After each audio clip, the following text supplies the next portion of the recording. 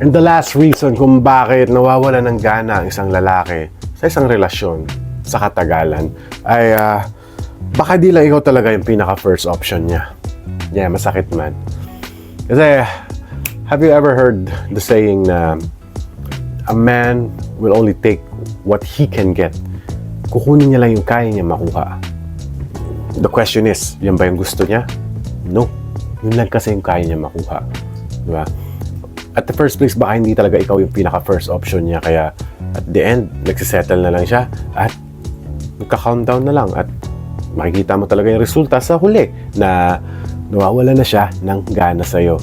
Because, believe it or not, you're not the first option at all.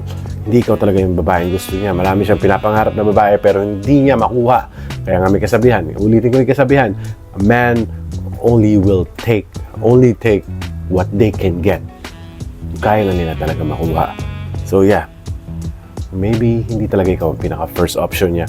Kaya nananawa na siya sa isang relasyon. But there's a lot of ways para masolba pa yung mga problema mo na yan. Kung bakit nagsasawa na yung lalaki sa'yo sa huli. At marami tayong videos dito sa aking YouTube channel. Hanapin nyo lang sa baba para ma-figure out niyo kung paano nyo masasolve ang mga problema nyo. So,